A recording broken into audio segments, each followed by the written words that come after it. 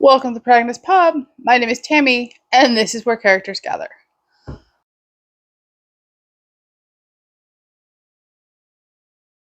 Today, I'm going to wrap up my 2023 Spring into Christian Fiction readathon.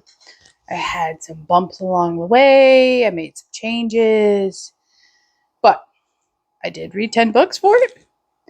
And so, without further ado, here's a brief wrap up. So, first on Katie's readathon challenge was read a book with a blue cover. And I read A Castaway in Cornwall by Julie Klassen. And I know this one has been reviewed on my blog, which will be down below. And I'm a little behind on review, so if it's not yet reviewed, it will be reviewed here shortly. This was a 4-star for me. I will read more Julie Klassen. I enjoyed it immensely. It was a slow-moving, but thoroughly enjoyable historical Christian romance. So I enjoyed it immensely.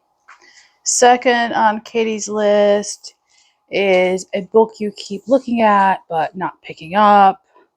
And for that, I read Cairo Curse by Pepper Basham. I read it on my Kindle. It's a Pepper Basham book. I love everything Pepper writes. This was no exception. It was the second book in the Freddie and Grace series.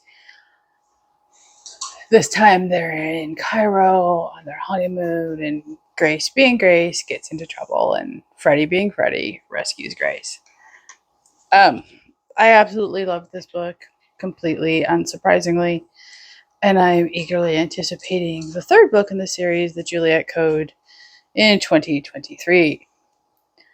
Third on Katie's list was A Bird on the Cover. And as you all know, this is the book I struggled to find a book with a bird on the cover. However, I did find a novel proposal by Denise Hunter.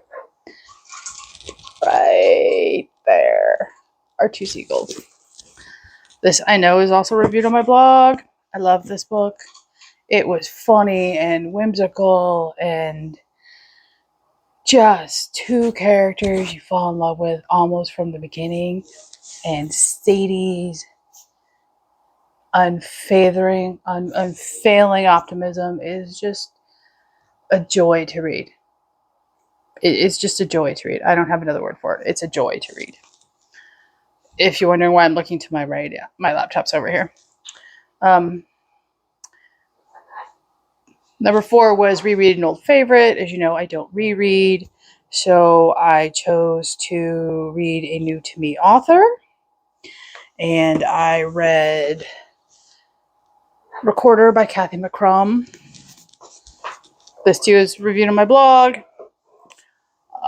As you know, this is my favorite book of the year, hands down.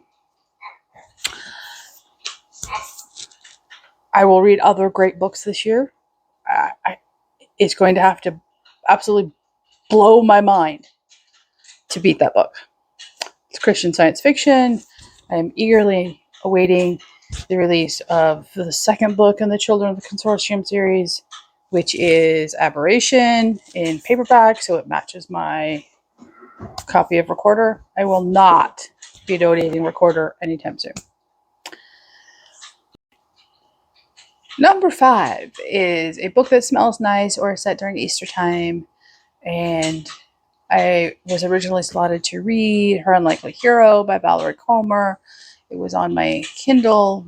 It was a Kindle Unlimited. I DNF'd the book. Couldn't connect to the characters. It wasn't what I thought it was. It was just not for me. In its place, I read Authentically, Izzy by Pepper Basham, which has been reviewed on my blog. I love this book. It was joyful and lighthearted and fun and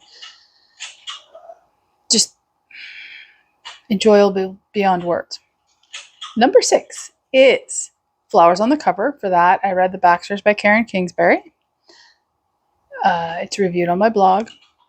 Did not like the book. Do not like Karen Kingsbury. Will be unhauling every Karen Kingsbury book I have recently purchased.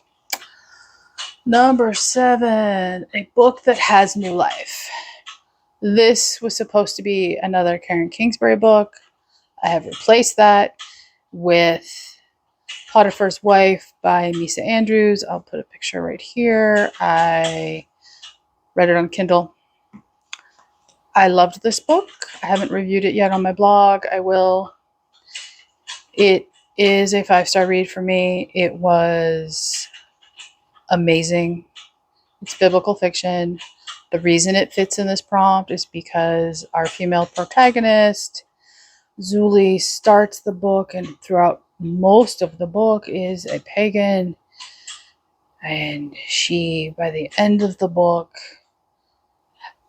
believes in the God of the Old Testament and is raising her children that way as well. Thus, new life. Prompt number 8. A book that gives you sunshine feels. And I read The Inn at Ocean's Edge by Colleen Coble. This is a Christian romantic suspense. I loved the cover. It was easily a 5-star read for me. I loved every part of it. It was suspenseful. I'm looking forward to the other 2 books in the series.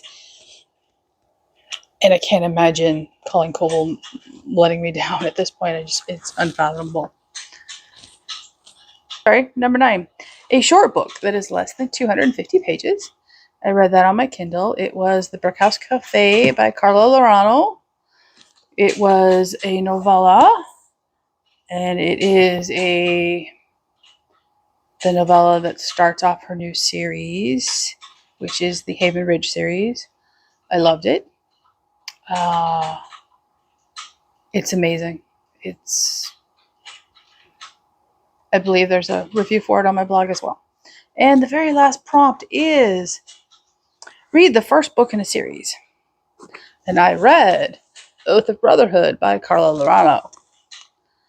This is Christian fantasy. It is not allegorical, but it is amazing.